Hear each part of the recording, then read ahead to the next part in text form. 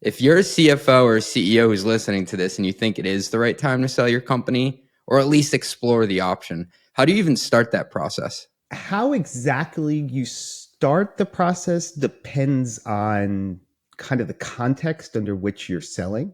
Mm-hmm. And also the answer is very different for a CEO and CFO, or depending on the type of CEO and CFO. So if you're the majority owner, CEO, founder type, you're going to control a lot. So what you want matters a huge amount, while the CFO, it might not matter nearly as much. You might be being tasked to do this. Yeah, totally. Putting that aside, you want to start, why do you want to sell? Why does this company want to sell? And is it because people are tired and just want an out? Is it a particularly good time for your company? Like there's something to take advantage of? Are you kind of coming to the end of, the rope in terms of what you can do with this company? Like it's not if you need to be on some sort of growth trajectory and you can no longer really sustain that without being part of a bigger organization. It really matters what the reason is, because it's going to impact how you go out and try to sell your company. So figure out your reason, then look internally and who are the constituencies that have to be made happy, might not be the word to use, happy enough, who, from a hard power kind of standpoint, what approvals do you need? Because if you need some certain investor approvals or debt holder approvals, you need to start talking to those people and find out something about their appetite for a sale, what a sale would look like that they'd approve, because what's the point otherwise, right?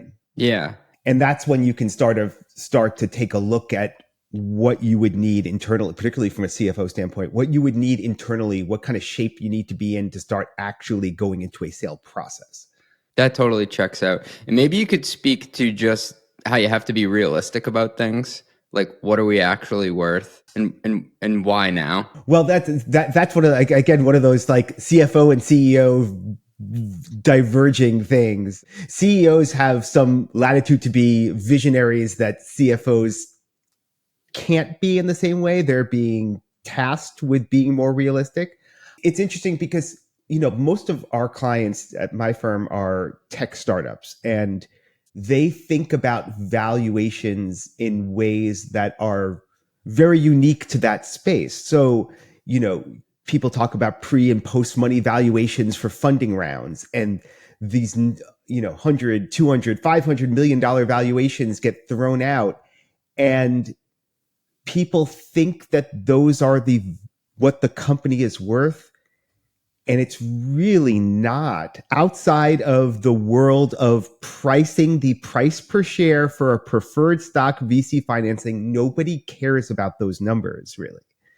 And so when you start getting into the world of being acquired, acquirers don't care about those pie in the sky numbers. They care about something concrete. And that concrete thing might very much differ. People talk about multiples, for example, of various sorts, to try to price out the value of a company for a sale.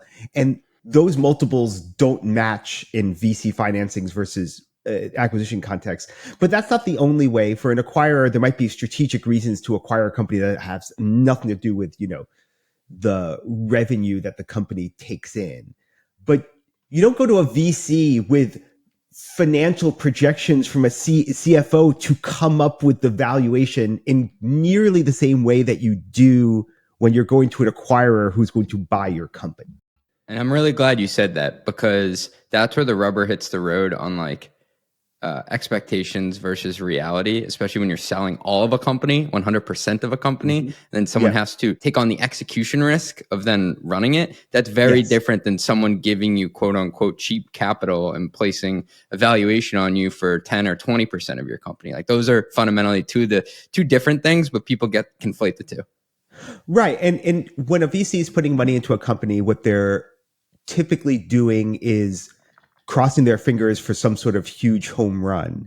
And willing to and expecting to take the risk of losing all that money. But acquirers are not doing that. That is not in remotely the way an acquirer is going to look at your company.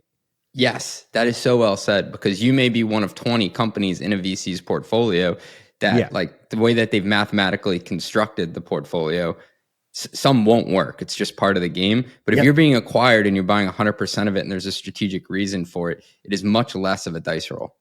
Exactly. Run the Numbers is a mostly LLC production. Yelling an intro by Fat Joe. Artwork by some AI thingamajig. Podcast and video editing is done by Cleancast at cleancast.io. Nothing said on this podcast is intended to be business or investment advice. It's the sole opinion of me, a guy who feeds his dog too much ice cream and has a history of net operating losses, LOL. If you like this podcast, please hit subscribe. It would mean a lot to me. And also check out mostlymetrics.com. That's my newsletter where I explore business models and financial metrics.